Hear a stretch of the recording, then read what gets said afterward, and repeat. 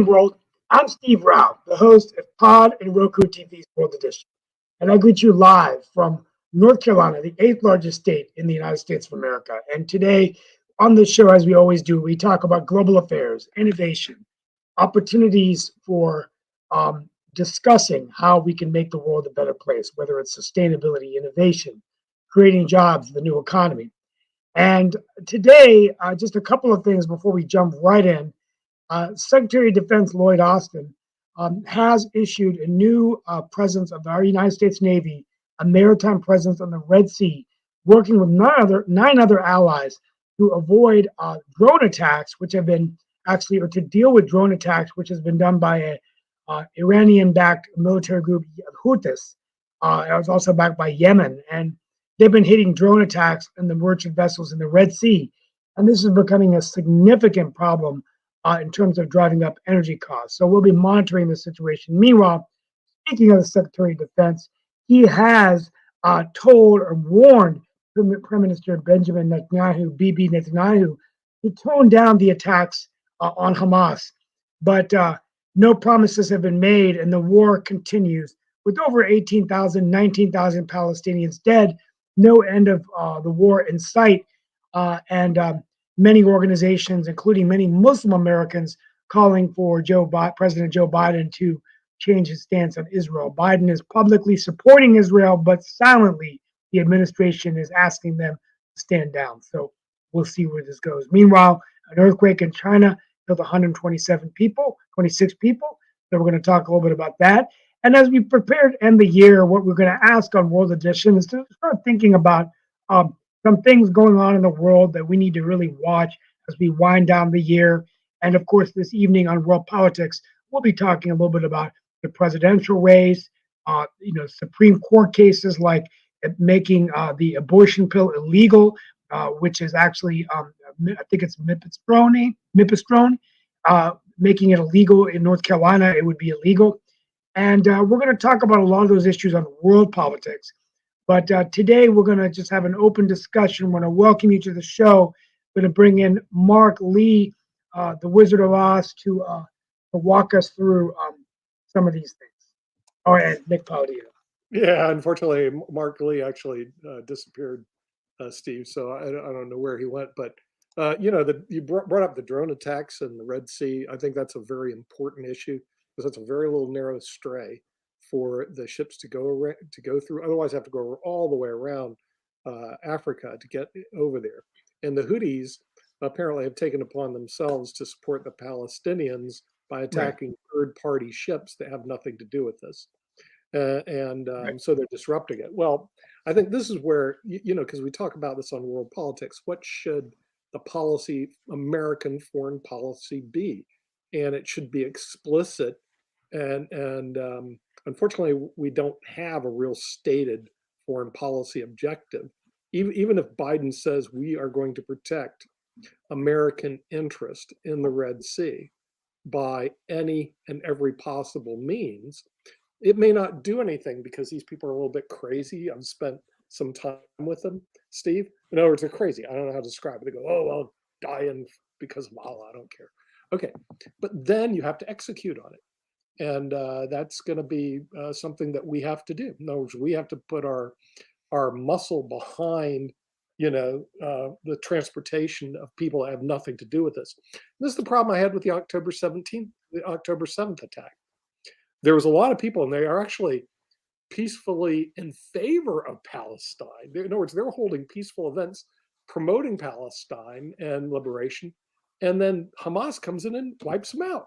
And these are peaceful Israelis, and this all took place on October 7th. I mean, this is how the insanity of war around the world continues. So that was the October 7th attack. Then the response was, of course, we're going to kill Hamas and kill anybody else around them, including what they did yesterday. Apparently, they killed three hostages from three Israelis. In other words, Israelis killed Israelis. Because they were collateral damage. And that's one of the problems with war. So now the Palestinians, we have a lot of, unfortunately, innocent Palestinians that want nothing to do with this who are being killed. So it's almost like one wrong creates another wrong that creates more wrongs, and it is with this. Now the Houthi rebels in Yemen, they need to get a grip and just stay out of it. In other words, Yes. don't attack a ship that's transporting oil around the Red Sea because you don't like Palestine, or we can unleash the American war eagle and take them all out. I mean, they can't stop that, you know. And the attitude. I mean, and again, this is just my individual dealing with them. The attitude is, well, we're immortal, we're wonderful, or whatever the heck it is. Very similar to the attitude that you see in ISIS. We're going to create a caliphate, blah blah blah blah. They really are into groupthink. They really do believe that they're stronger than the American army, and they're not even close. And I had some conversation years ago with these people, and I'm going like, boy, they are so delusional. They have no clue how big and strong America is. It's just like Israel. Why would you attack Israel? What are you, nuts? You know, they could have done anything they wanted to inside the Gaza Strip and probably gotten away with it. But the minute they step outside their borders, that's a mistake. And and this is where the United States, yes, we are going to protect our interests. And your friend Joe has got to be a little stronger. I'm sorry, the guy is, and I know it's age, but he's got to come out verbally smashing these people and then backing it up. What can you do with your friends at the White House, Steve? Well, yeah, I need. Yeah, I mean, I think that the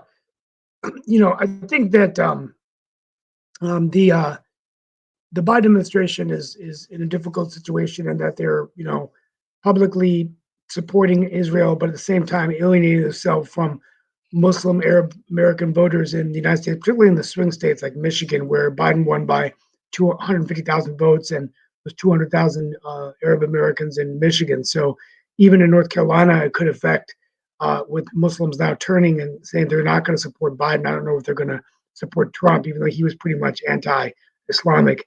But at the end of the day, I think the Biden foreign policy, just things are just going awry. And while we're focusing so much on Israel, we also are forgetting in the middle of a war with Ukraine. And I do think that Putin is successfully holding off enough to at least wait for the new election and a new president. And if Trump were to win, he would probably. I think Nikki Haley would continue assisting Ukraine, but I think Trump would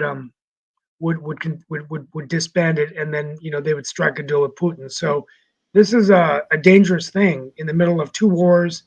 Economy, interest rates hovering around 5%.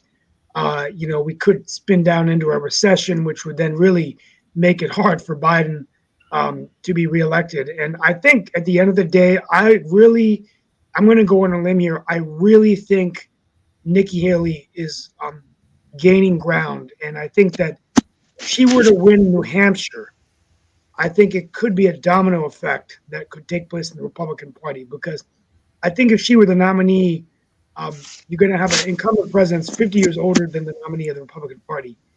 And that's going to be a game changer.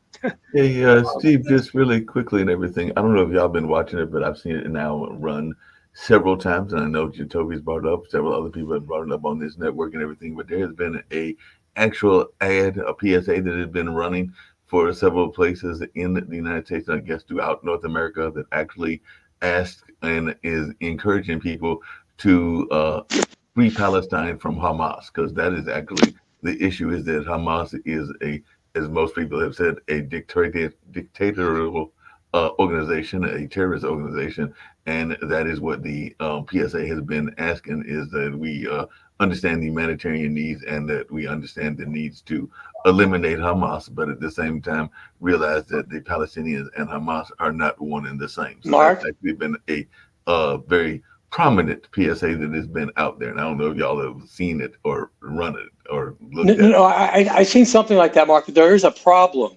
One of the problems is Hamas has a lot of support within the Palestinian, within Gaza. By all polls and all metrics, they have a lot of support. Obviously, not all Palestinians or not all Gazans support Hamas. The two are not equal. But not only were they elected, but they would be elected again.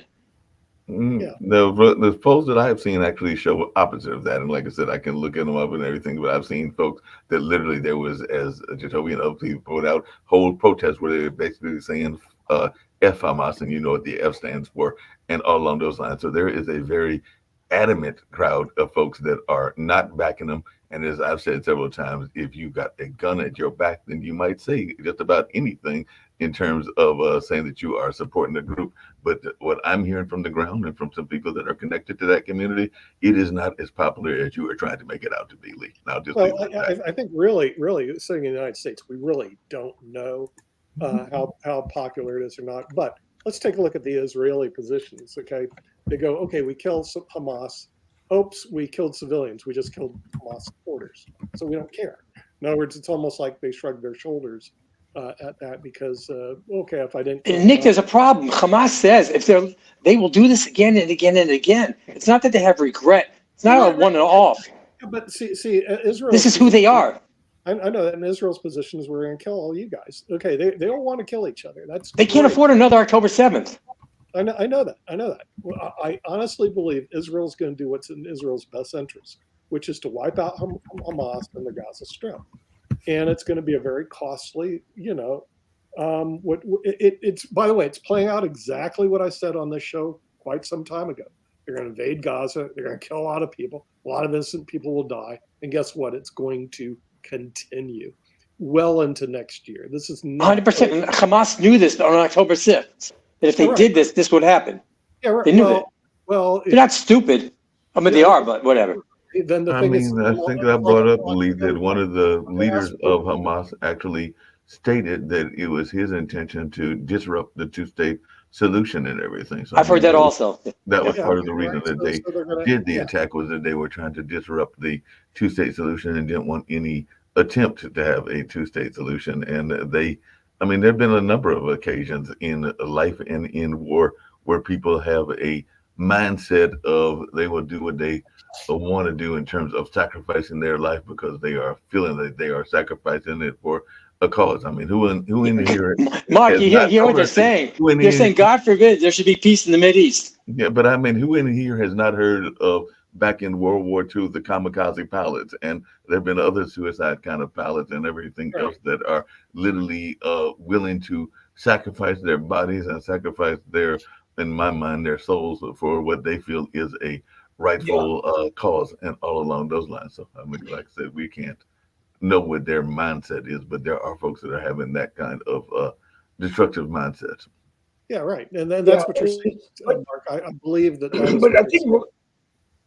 But what I find interesting is that, and we're going to talk about this in world politics tonight, Prime Minister Sharon in 2005 pulled out of Gaza. There were a number of reasons. The demographic concerns, because it was significantly Palestinian, obviously. The economic concerns, the cost of money, of managing the settlements. Their status in the international community with the United States, asking them for more peace. But when they pulled him out, it didn't really do anything to create more peace. And then you had 2 years later Hamas coming in and taking over. So, wasn't that the perfect opportunity for the Gazans to show, yes, we want to live in peace? When the Israelis pulled out, not only did they pull out their civilians, they uprooted graves because they were afraid what they would do to them. This was the perfect opportunity for the Gazans to prove that they want to live in peace. They were given greenhouses, which they tore down. They had beaches there. This could have been really a gorgeous place. Yeah, well, this one political analyst, I can't remember, someone sent me the video, and it was a guy with Middle Eastern experience, and he said, this is really a simple problem. It's about each country wanting the other one to not exist. That's not true. Come on, Steve. That's not fair, though. Israel pulled out of Gaza. But hold on a second, Lee. A couple of things. One. No, but at the end of the day, let me finish, Mark. At the end of the day, he said if Israel stopped and said we want peace, then Israel would be annihilated. And if the Palestinians said we want to stand down and fight, not fight anymore, there would be peace. So it almost made it sound like Israel isn't the one that ever wants peace. Yeah, with. that's a Dennis Prager quote, and it's so accurate. Yeah, I think so, because if you look at Netanyahu, I mean, at the end of the day, there is no way that Bibi Netanyahu, as long as he's in power, is going to want peace. He's going to continue to bomb and kill as many Palestinians as he can, regardless of the fact that he's going after Hamas. And that's irrelevant in his situation. And so I mean, this is really on him. I mean, he's acting like a ruthless leader here, in that he's not trying to give peace a chance. Yeah, what you're saying, Steve. But I have a question for Lee and everything, and then a couple of things that cross my mind. One is there are people that are of Palestinian descent and that are of Arab descent as well that would argue that we can make a parallel even to our U.S. prisons. That you might have a garden, you might have other things in the U.S. prisons, but if it is an open air prison, and that is what many of them feel that they are in, then you don't have the freedom that you would like, and all along those lines. So there are a number of Arabs that feel that Gaza was really more. Mark, what do you mean by an open air prison? Can you explain that to me? Totally in control, that the Israeli is totally in control, that they don't have as much of the freedoms that the other citizens do, and all along those lines, that they are harassed, that they are tortured, that they are going through a number of other things. I don't live there, so I'm only going by what folks have told me that are in those areas and all along those lines. So that is what an open air prison is. I mean, in a lot of ways, slavery could be compared to an open air prison if we want to go back in our own history and all along those lines and everything. So just because you have limited access, and sometimes it is only limited access. And my question for you, Lee, is that do you, because even Steve just alluded to it, there are some devout hardliners that are in Israeli government. Like I said, my dad's other half is of Jewish background as well, and I know that she is not a big fan of Netanyahu, and actually is not a big fan of some of the hardliner tactics that are put out there by some members of Israel government. So my question for you is, do you agree that there are some hardliners, and do you think that sometimes that they push the envelope too far and everything? And I definitely agree that terrorism should never be condoned. Mark, you have people on both sides in every government. Mm-hmm. You have hardliners and softliners, or whatever you want to call it, people for war and people against war. That's in every government in every country. So I'm not sure I understand your question. Well, I mean, that's the argument right now, is that one of the arguments I've heard, and like I said, I had the pleasure of interviewing, and I'm waiting to get the copy because it was done in a different fashion, and most of our interviews are done, and part of that was because of some technical difficulties. But I had the pleasure of talking to what some people would consider Black separatists, but they also consider themselves part of the Jewish community, and that is the Hebrew Israelites. And they actually brought up something that I was not aware of, which they totally changed the dynamics, because some of their sources are saying that Israel is about to get oil. And if Israel gets oil, then that totally changes the landscape in that environment as well, because right now Israel even is dependent on Arab oil. But if Israel has its own oil sources, wouldn't that totally change the dynamics and everything? And like I said, they have sources that are showing. I'm not sure that it would. Mark, I'm not sure that it would, because I don't see what's going on in the Mideast as a territorial dispute. I really don't. I see it's a cultural, it's for existence. They don't want Israel to be there. River to the sea, period. It's that simple. But that's sloganism. And like I said, I don't think that everybody that chants that even knows what it Mark, means. how many opportunities did they have for state? Whether you go about the appeal commission, where you go out to 48, the Oslo, Camp David, so many examples I can give you, dozens, where they had an opportunity for a state and they said, kiss off. We don't want it. Arafat said to Bill Clinton, sorry, I'm not coming back with a counteroffer. I don't want it. No, Okay, Arafat Lee actually also did made have it some on offers where 20 he was years willing for a without- two-state solution. There were a number of others that were in the Arab community that were willing for a two-state solution as well. So the two-state solution has been endorsed by some folks in the Arab community. But what you are spouting is something that is put out there by a lot of sources and a lot of things of that nature. But I've got some sources that are Had they accepted in 48 Israel the way it was, Israel be nothing compared to the way it is now, size-wise. It was pre-67. But I mean, Israel was created. I mean, you can get into a whole biblical discussion as to when Israel was created, whether Israel. I'm talking about the current state now with the UN. Original thing, but Israel as a modern entity was created, is like you said, in the early 40s after World War II and all along. 48. And there were people that were actually living there and everything. So if you were in, and ironically, I don't know if y'all are aware of this, but ironically, South Africa was one of the destinations that they were going to look at as well. So South Africa was a possibility of Israel. If you look at the history, they were actually going to look at putting the Jewish community in South Africa. But whether it's South Africa or whether it's Israel, and there are already people living there and everything, how do you think you're going to feel if I was to come into your house and just plop in your house and just live in your house automatically? How would you feel about that, Lee? If I just came into your house and said, "Hey, this is my house now." And I get that, but you know what, Mark? What percentage of Israelis are Arab Muslims? What percentage of Israelis are Arab Muslims? Around 20%. Those are the Arab Muslims who stayed there. They didn't leave their houses. And Israel said, "These are your houses. You didn't leave. You're a citizen." They didn't kick them out. I understand all this. There was no one. People who left on their own will. No, the United States. The Jordanians told them to leave, and let's go there, bomb the shit out of them, and then kill them all, and then you can go back. Some left, some didn't. The ones that stayed, they're Israeli citizens. The United States and some of the other Western states were trying to figure out a solution to what was going on with the surviving Israel, Jewish community from the Holocaust and all along those lines. So there is a lot of the history that you are kind of brushing over and everything. And there was some population that was already there. I'm getting ready to bring on some guests that will get ready to explain more of the history than even I know and everything. But definitely, I think that we are going by what the narrative is. And a lot of times the narrative is what we are taught in school or taught on our own media and all along those lines. But I think that there are part of that narrative that is not the way that you are painting it. And I'll just leave it at that. What's portion? Go on, Sasha. I'm sorry. Sorry, I would like to mention something. You still don't look at the conflict as for what it is. One territory or country or something else, whatever it might be, attacked another country, which happened to be 100 times stronger. It's a nuclear power country. They have 100 nuclear warheads. Some of them are hydrogen. They have means of delivery, these warheads. Israel can defeat in no time all Arab countries put together, really obliterate them from the earth. And now you're lamenting that, well, poor Palestinians, how dare you are to kill so many of them? And Hamas people, they're trying to protect Palestinians from this and that. Get real. But Sasha, what country attacked Israel?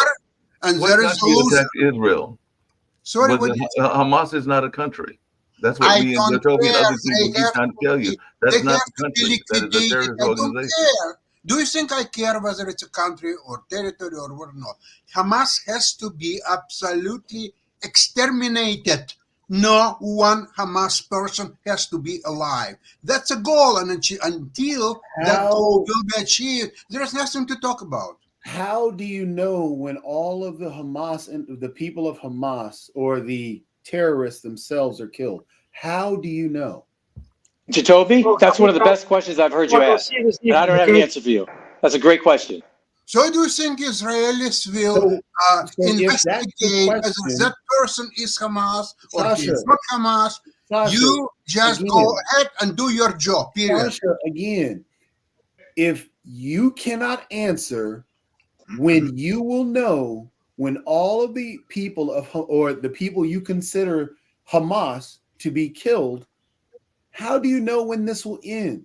Because then all you're doing, what makes you different than what Hamas is doing?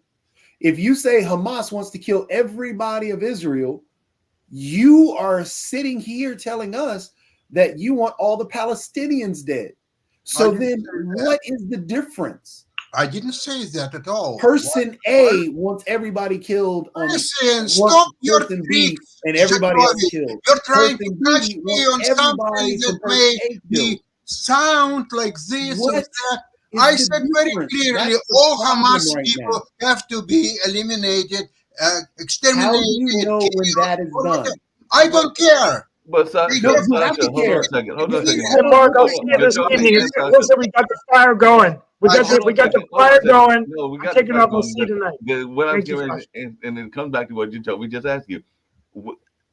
Who determines who is the judge, jury, and executioner, and how do we know which members of the organization are actually Hamas and which members I are will not answer Hamas? to you, Which is Mark. what I will that answer is the to you, question Mark. that was asked. Great question. Here's the answer. It's a real politics. It's a war. The stronger side will win, and the weaker side will lose.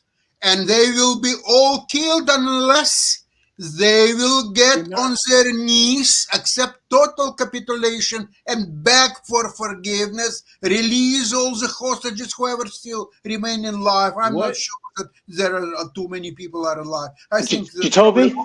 most of them are killed anyway. Mark, I want to answer Jacoby's question.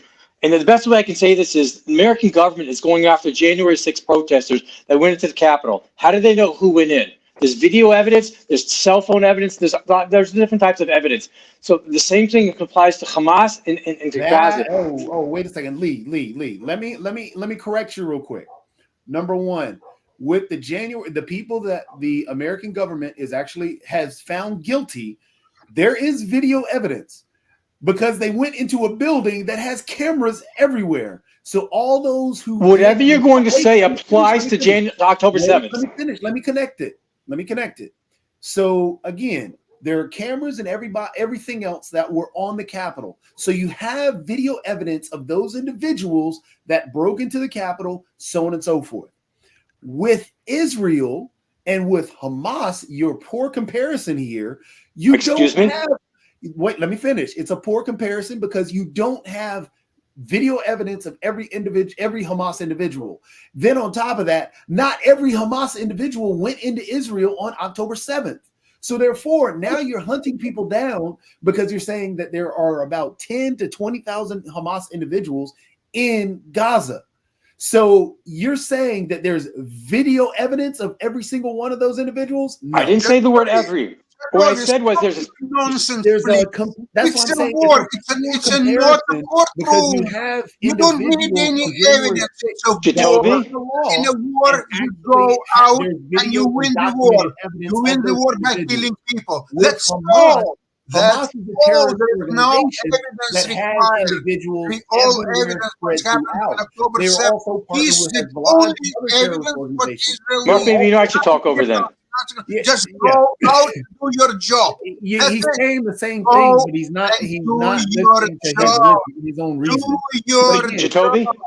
job. Jacoby, first of all, three things, Jacoby. In terms of the video evidence, one is Israel already presented to the press a private screening of tons of video. Okay. Two, Israel had security videos on site. Three, Hamas itself videoed the incidents. Okay, so they know who was doing this from that standpoint. Second of all, there's intelligence in terms of telephone records. Lee, you have to be aware of all this. Just to point out, you yourself just said that Hamas videoed them attacking. I'm answering this question from whoever put it out. Those attacks. No, Ukraine is fighting Russians, and they are fighting with all their might, all their people, that all their talent. your whole Where is the Hamas? Why don't Hamas fight Israel?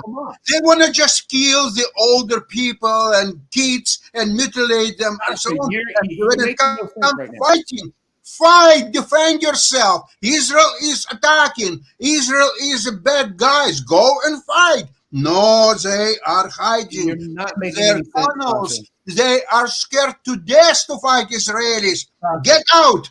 Fight. No, they can't. Hold off. So, hey, Joby, I could not hear what you were saying. Sorry. Hold on a second, everybody. Hold on a second, everybody, including you, Jacoby. One of the most common forms of fighting, in my mind, and it's definitely been going on for years and everything, and some people would argue that that's literally what Hamas is doing and everything, is guerrilla warfare and everything. So how do we know that Hamas and others are not fighting? Because guerrilla warfare has been going on for decades. I mean, Vietnam was guerrilla warfare. Guerrilla war. There will be no more Hamas. The end of guerrilla wars. Period. It's done. You are done. Hamas is Hold on. done. It's a history. Go to Wikipedia Hold and on. find out what was Hamas. It was an organization that was active from 1987 to 2023. At 2023, it ceased to exist. Full stop, period. Welcome to the world. Hello.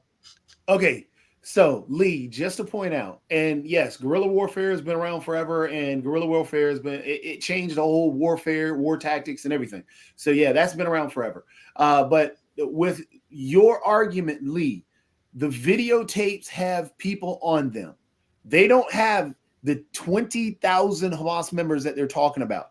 They have at most 100 to 200, even if you give it 1,000 people. So are you just saying that Israel should only go after the individuals on the videotapes? That I didn't say that, Toby. You didn't hear what I said then. That- In your words, you did not hear what I said. According to your argument, in comparison to January 6th, January 6th, the U.S. government is only going after those individuals that broke the law, that are on those videotapes that broke the law, that the cell phone records had pinpointed them inside the Capitol, which means they broke the law. So therefore, you're either stating that if you're going to use that argument as your basis, then you're saying that Israel should only go after those that were on the video and not Hamas as a whole. And I if didn't you're say gonna that, use Toby. I did not say that. then What I then said you cannot was, use the January is it 6th. Toby? What I said was the video evidence is a piece of the puzzle. What I said was the cell phone evidence is a piece of the puzzle. And there's more in there in terms of intelligence. But in terms And of just intelligence, because, one yes. second, please, and then I'll let you talk. And just because someone didn't cross the line and go on the other side of the fence on October 7th doesn't mean they're not guilty of sin. Okay? But Just again- like people have been arrested who were not in Washington on January 6th. But you're talking about, again, on the January 6th people, again. If we're Even people who weren't in sticking with your Washington were logic- arrested. If you're sticking with your logic, again, first off, with January 6th, the individual that wasn't there, you're talking about the head of the Yeah, I don't remember his name, but whoever it is, Yeah. that's correct. Yeah, he was part of the head planners. So yes, they went after him, and that was the only individual that really they went after. So just outside like there. that, I'm saying, Only Jacoby, person- people only who have person. anything to do with Hamas and anything to do with Let me planning, finish. Let me finish. go and then ahead. I'll- The floor is yours, or the mic So, is yours. again, they went after the one individual. So even taking that one individual into account that wasn't there on January 6th, what they did is they went after individuals that were on videotape and actually the cell phone cameras that were there, or the cell phone location data that was there on January 6th. So they found individuals that were actually there who broke the law. They didn't go after all the other individuals that were out there at the actual protest, did they? No, they didn't go after everybody that was agreeing with them at the protest. No, they didn't. But if we did as Israel did, and the Palestinian people that are trapped in the middle, that's what would have happened. But again, going with your Hamas analogy, then you're just saying that those individuals that called in, so you're not talking about, again, the 20,000 Hamas members that should be in jail. I will never say anybody should be killed because I'd never advocate for death. I just can't do it. Regardless of whatever crime is committed, I can never advocate anybody. You want to walk that back? You might want to walk that back, Philby, because if they're shooting at you, what would you do? I cannot. What would you do to defend your family if they're shooting at you? Listen to what I said. I cannot advocate for death. I will. So never, you will die? You will take a bullet? I will never advocate for death. You will take I a will bullet never do instead. That is You will just take a bullet. something I cannot do. It's a personal thing. You can call for somebody's death all you want to. That can be you, but I cannot personally, regardless of what they've done. I will call for justice. So Whatever what you're saying, justice that Jacoby, may is that come you're to, not in favor of I either advocate for abortion death. or the death So penalty, again, and I to can get back definitely to relate to that. your logic, Mark, I don't Your think Toby heard my question. to get back to your logic of January 6th, Israel should do just as they did with January 6th, or just as we did with January 6th. Israel, you're asking Israel not to go after Hamas and bring them to justice. You're asking only for those that were caught on video. I did not say only. I did never use the word only. I never said only, Satobi. Don't corrupt my words. Don't misquote me. No, I'm using it as a piece of the puzzle. Come on. You're more intelligent than that, I think. I know, but that's what you're not listening to. And I know You don't get it. Everything that both you and Sasha are saying is an emotional attachment to what's going on. Sasha's literally calling for the genocide of the Palestinian people. Sasha is literally calling for ethnic cleansing. But Sasha is so upset he doesn't realize that. He's calling for the same thing Hamas is calling for. I can say much anyway I want. I don't need your fucking interpretation of my words. You understand that? Okay, just shut up. Shut up and listen. It's a poor argument. Okay, shut up. Enough. It's a poor. Okay, Jadovi. Before you go, here, you take away after this one thing. Take it away after this one thing. Please, how much listen to his answer. How much time are you taking with your idiotic argument? Just stay quiet there. Okay, are you asking for? Is it okay for don't put your words into my mouth? I can say anything what I want. I don't need your interpretation. Thank you, and shut up. Now listen, it's a poor argument to compare what's happening now in Israel and Gaza with January 6th. January 6th, some people did certain things. That has to be analyzed, qualified, then there has to be a courtroom, sentence, and all that stuff. There was no war. That was uprising, but no war. Now, in Israel and Hamas, it's so clear. One country or territory, or call it any way you want. I agree with any of your interpretations what Gaza is. Why? Because I just don't care.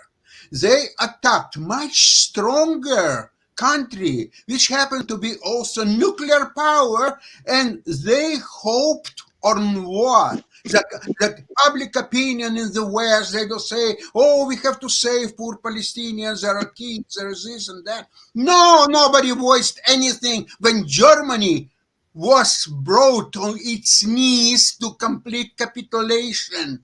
There was a war until the victory. Same thing is here. The Palestinians, Hamas, whoever they are, have to capitulate completely. They have to beg, please, let's stop the war. We resign, we capitulate. The Palestinian people, the whole world, and so on. That's how it's going to be done. There is a power politics, there is a real politics, and in a real politics, nothing will save Hamas or Palestinians or so on until they will be subdued. Hold on a second. They will be nice. They will be recognized right for Israel to exist. And then we can start all kind of negotiations, whether it's two-state solution or three-state solution or 75-state solution or anything like that. Not before there will be complete capitulation.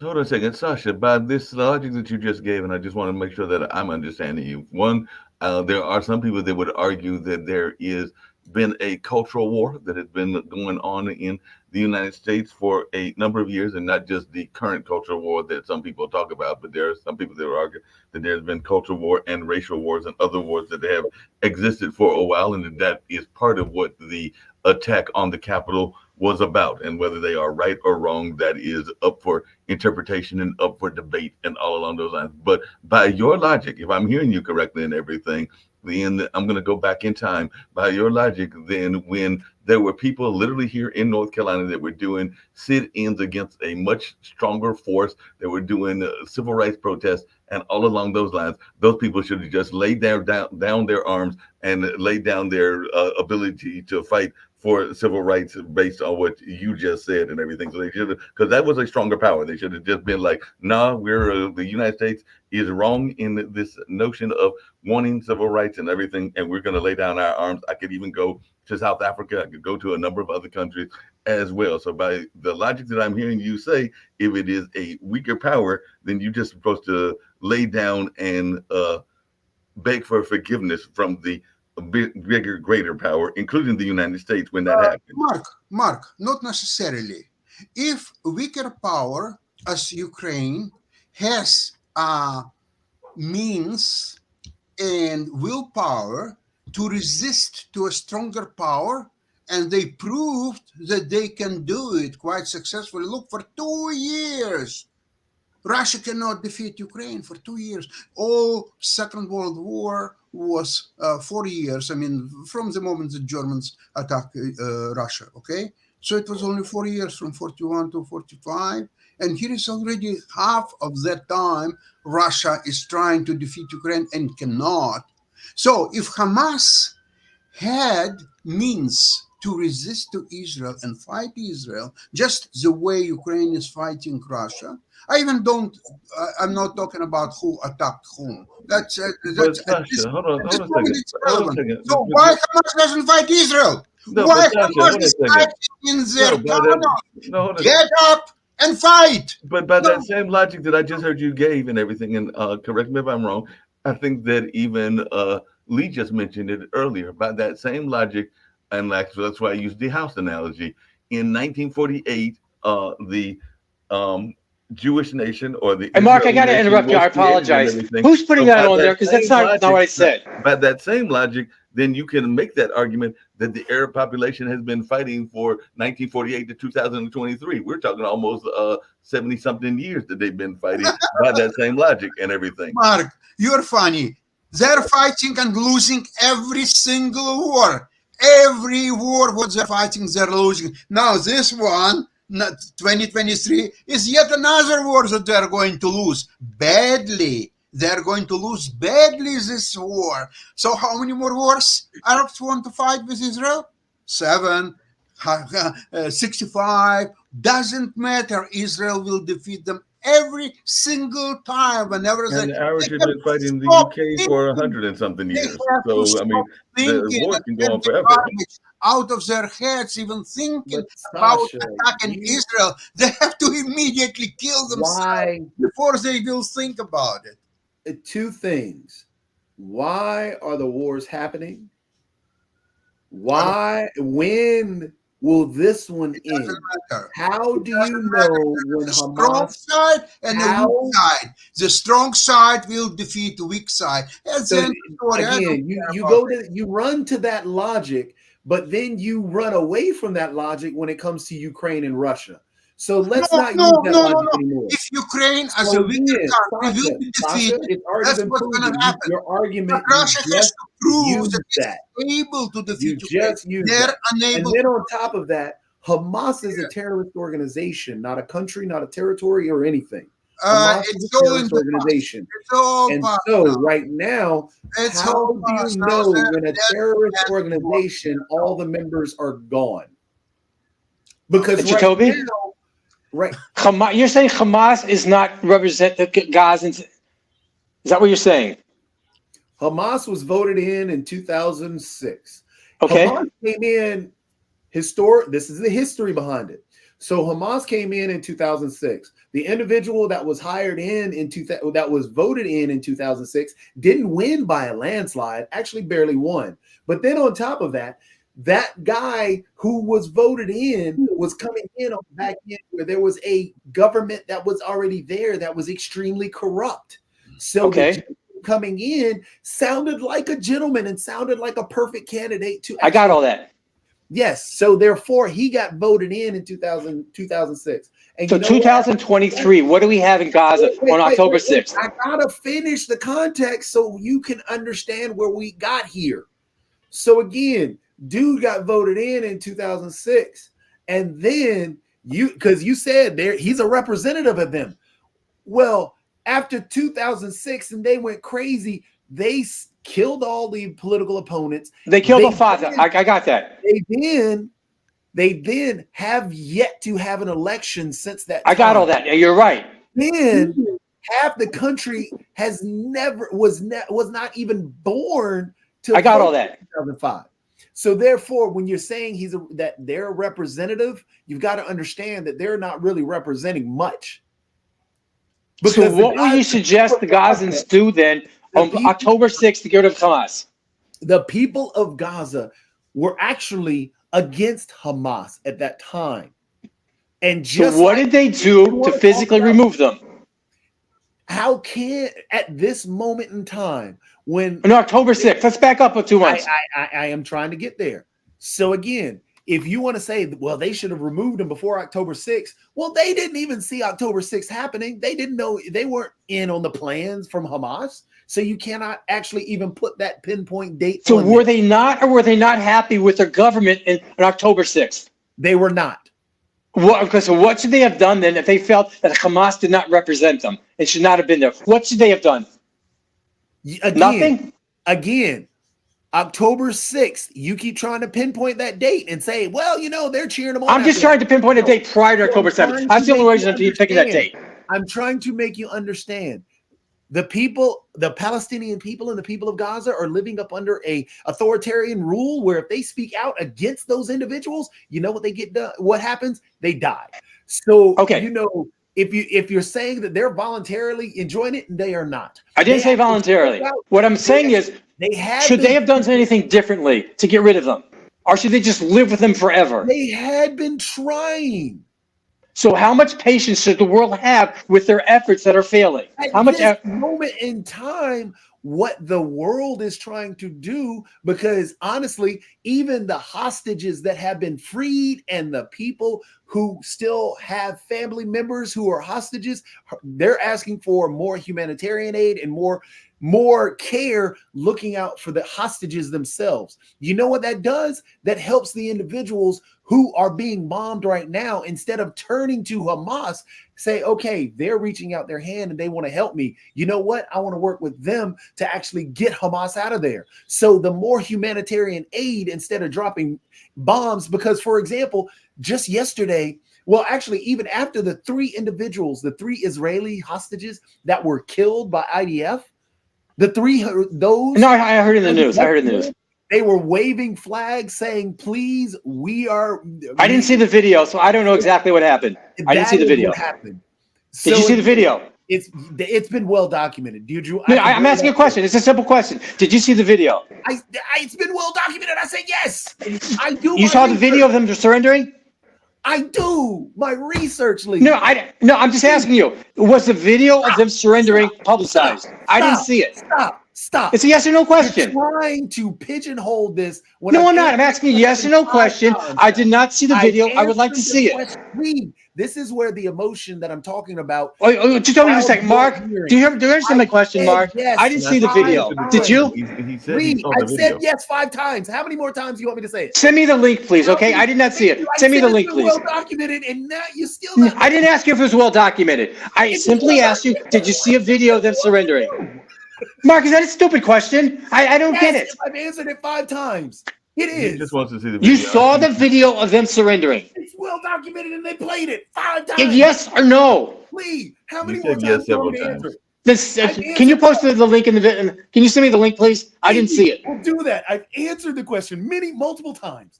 So again, Hamas and the people of Palestine, are wanted to get rid of Hamas. The same way the Israeli people want to get rid of Netanyahu. Netanyahu's in trouble right now politically. He was in trouble before October 7th, and he's been in trouble afterwards. So there is a lot of political games being played, and also Hamas themselves. I don't know how, and that's the problem that we're at right now. At what point do you declare victory that Sasha's looking for? How do you know when all of the people of Hamas are dead or are gone? How do you know? Because right now, if you keep in One second, Joe, I have to interrupt for a second. Mark, who puts it there? Who said Israel wants them all dead? Why does that keep coming up? Who says that? No one. Israel doesn't want them all dead. Sasha said it. No, there's been several times that it's been stated. It's got my name on there. Well, I did not put that up You're there. asking about the end of the war.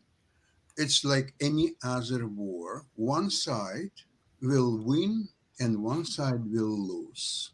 The losing side has to capitulate or arrange some conditions under which the war will end. And of course, these conditions will be very favorable for the winning side, which in this case happened to Israel, would Hamas be stronger than Israel? Then Hamas would win and would dictate to Israelis or whoever is still alive what to do and so on. And most likely there would be anybody alive. However, in this situation, it just happened to be Israel is a winning side and the Palestine or Hamas or whoever they are losing side. Now, I would like to remind you, it's well documented, that on attack on the October 7th, a lot of Palestinians, not Hamas fighters, Palestinians, they participated in invading these kibbutz in Israel, looting them, taking hostages. Now, when hostages were brought to Gaza, including 84 years old women, the Holocaust survivors, so on, they were cheers, there were songs and dancing of Palestinians, not Hamas. Palestinians were cheering and dancing and celebrating. This How many is people were in the video? let's celebrate. Sasha, question for you. No, Sasha, question for you. Sasha, I have a very serious question for you because I've done events. I've done events that are even part of protest movements and everything. So my question for you is, as one that I know that you have a military background and all along those lines, how do you know, and personally, one, that those were 100% Palestinian, and two, how do you know that that was not staged? Because I know for a fact that there have been staged protests, and sometimes these protests are very specifically staged for a purpose to get some sort of emotions, to get some sort of rage, to get a number of other reasons. So I know for a fact that I have been part of protests where they are staged protests. So how do you, Sasha Star, know that that Mark, was not you're staging protests? I don't understand the question. I don't understand your question. How do you know the videos were not doctored? That is a simple question. Because you're taking the videos themselves, Sasha. Because, for example, when October 7th happened, do you know people were actually passing around videos coming off of different video games saying that this is actually what happened? And people fell for those doctored videos. So how do you know that video that you had was not doctored or fake? I will answer. You refer to my military background. Yes, indeed. I was for 2 years in the Soviet army. It was still USSR at the time. The rule that we had is the following. First shoot, then ask the questions. This is the rule of war of the Soviet army. First shoot. Never try to understand, well, he was wrong, but because of this or that, he had reasons not to believe or not to do or so on. Garbage. First you shoot, then you ask the question if somebody's still alive. Well, by that same logic, hold on a second. By that same logic, and I just want to say, and then this is for both you and Lee. And like I said, I don't know y'all's answer because I'm just going to ask the question. During this whole conversation, we talked about the notion of the terrorists of the Hamas organization. And I think everybody here on this panel, everybody that's been here in several shows has agreed and has stated that Hamas is a terrorist organization. Are there elements, just like there were elements in South Africa, are there elements of the Israeli government that are comparable and that have terrorist intentions on that side as well? Or is that strictly not happening from the Israel standpoint and everything? Are there no opposite terrorists? I will answer that. Okay, there was Israeli politics prior to October 7th. The bad Netanyahu, who was unpopular, and the Israelis hate him, and he has to resign, he has to be reelected, and many other things. That's number one. Number two, right after October 7th, what's happened is that Israel put a coalition government from all parties and all the political links. And until the war will end, that government has complete 100% legitimacy. And only once war will be over, there probably will be election, Netanyahu will resign, and so on. Sasha? Yeah. The Israeli government, the Knesset, there are Arab Muslim members of that. Where are they on this issue? Together with all other Israelis government. There is no friction between Arab members of parliament or Knesset and all the rest. And there are a lot of fractions. There are some Russian fraction in the government because there are probably 1 million people from Russia or Soviet Union or so on. And but right now it's 100% united coalition government. There's nothing to ponder.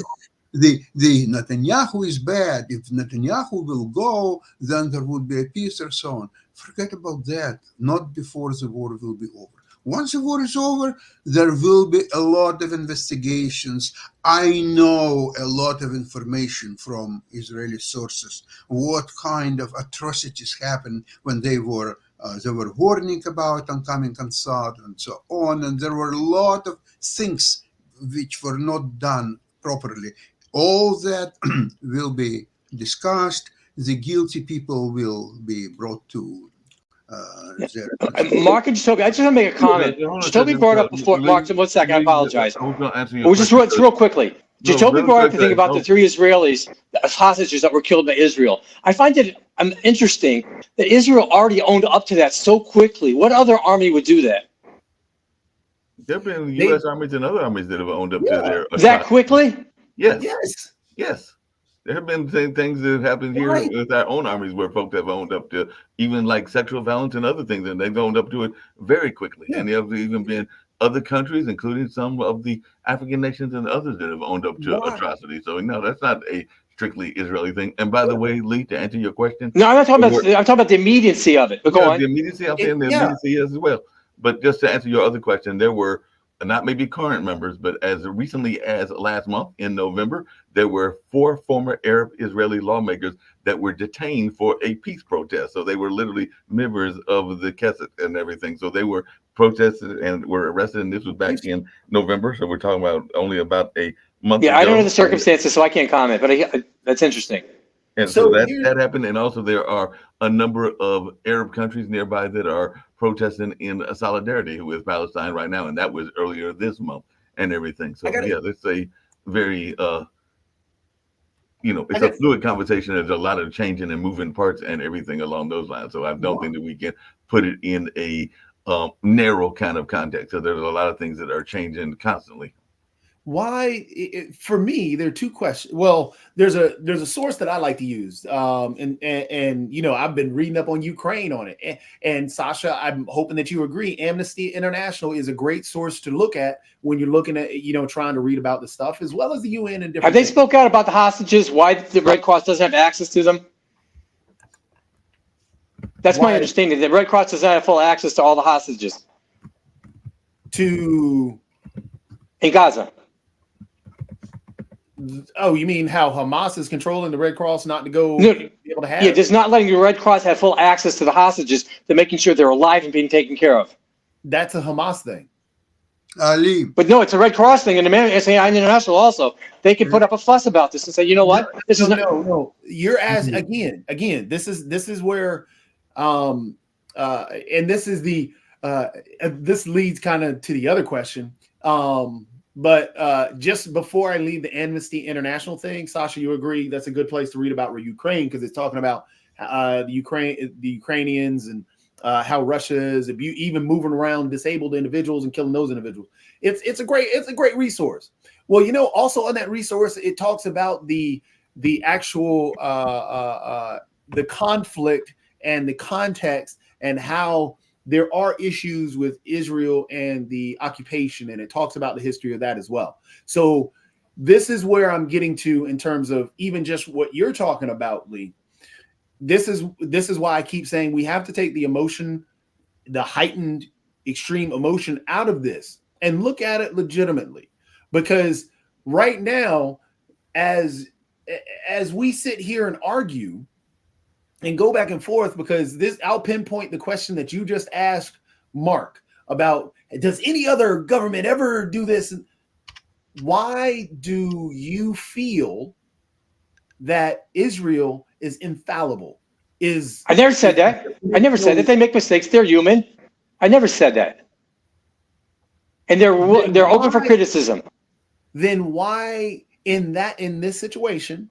Because just as I tried to pinpoint that, yes, there was a mistake, because even Sasha, his argument was, I was in the military and we shoot first and ask questions later. Do you know what they did with the 3 hostages? They shot first and asked questions later.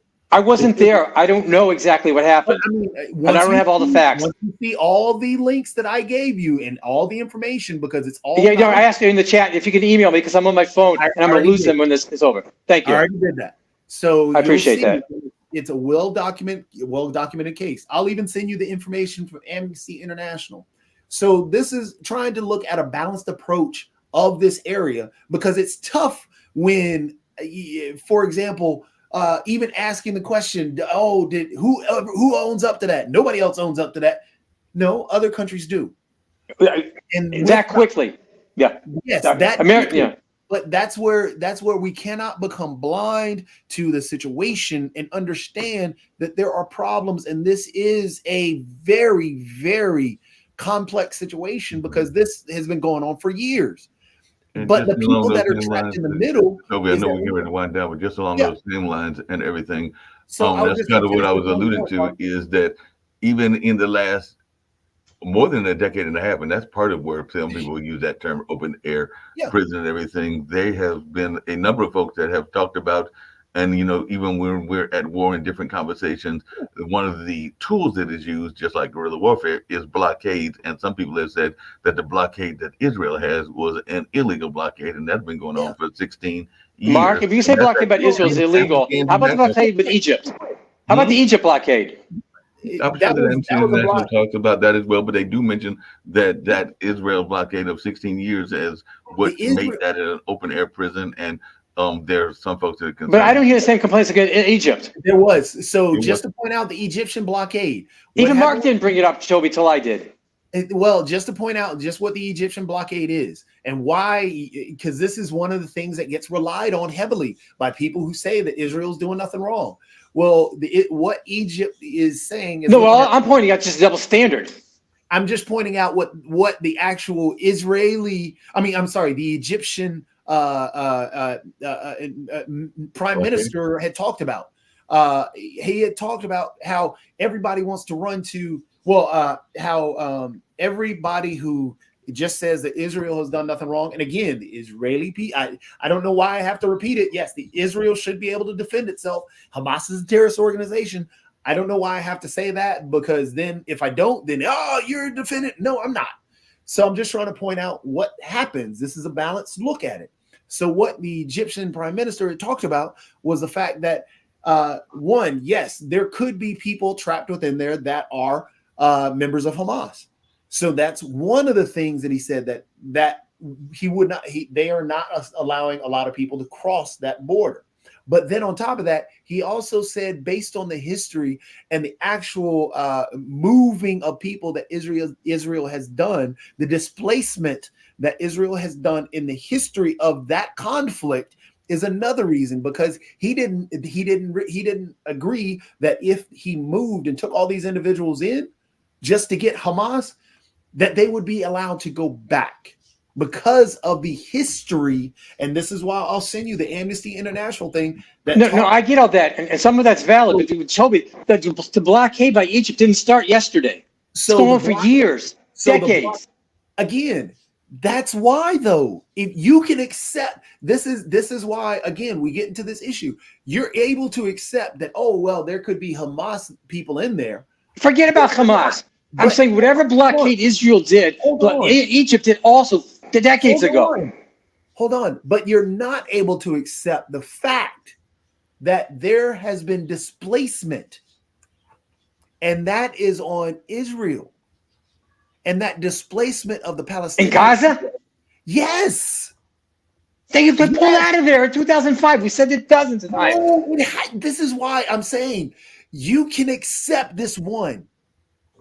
And he literally said more than one, but you can't accept the other, because this is why I say that emotion and the infallible and the idea that they don't do anything wrong. No, it's documented again. And this is why, again, trapped in the middle, because a country did not attack Israel, a terrorist organization did. And this is why, how do we know when that terrorist organization is done? Because right now, trapped in the middle are the Palestinian people and people of Gaza. Just because people are speaking up and saying, hey, look, we're about to cross a threshold of deaths. 20,000 Gazanians and Palestinians dead. How do we cross that threshold and just say, okay, well, we're just going after these people?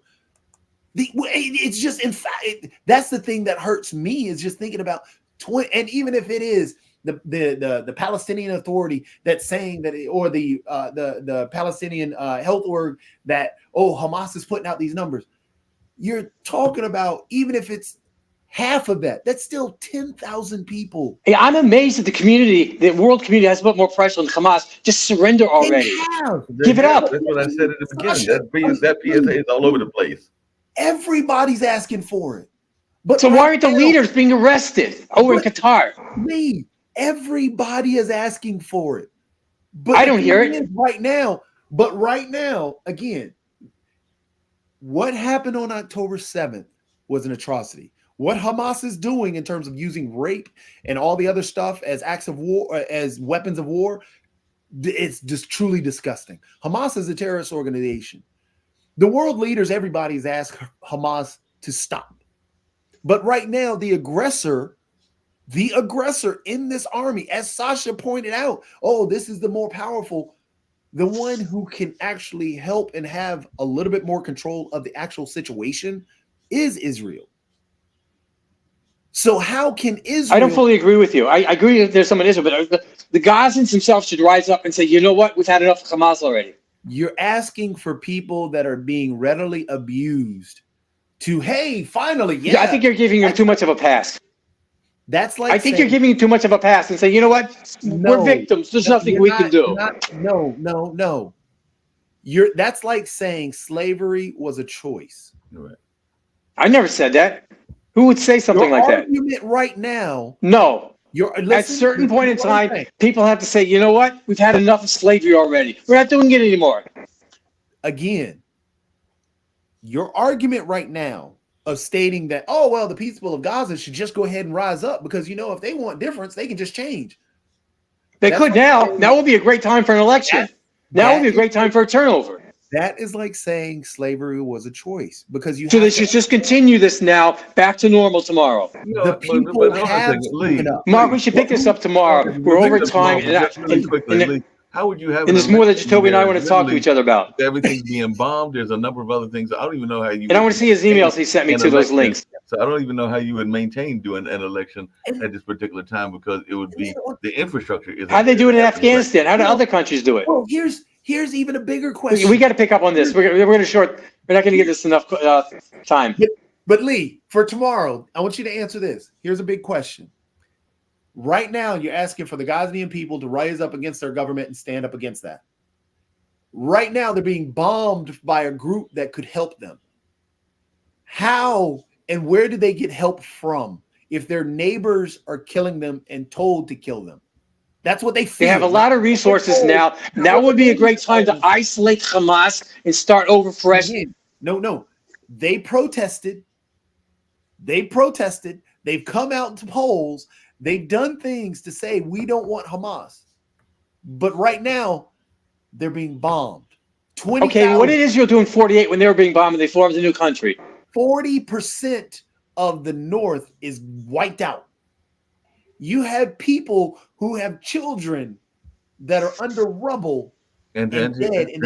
Hold on a second. To answer your question, Lee, they did not form the country by themselves. That's the point I was making with it. When it was formed in 48, they had the allyship and the infrastructure of the United States. So why are people coming forth now, Mark, and helping them form a new country? Help the Gazans form a new country. That's a great point, Mark. I agree with you. People are trying and people are wanting the humanitarian part. You cannot form a new country in the midst of being bombed. Right now, they're being shot at and bombed. How can you form a new government and a new country if you're being bombed? Hence the reason this is where the leaders of other countries in the UN could sit down together and start planning. To do that. They're asking. We'll pick up on this tomorrow, Mark. Times I gotta go. Jacoby, I'm gonna take a look at your links. Thanks a lot. Okay. All right. Gary, to get on that. Y'all take care. Bye-bye.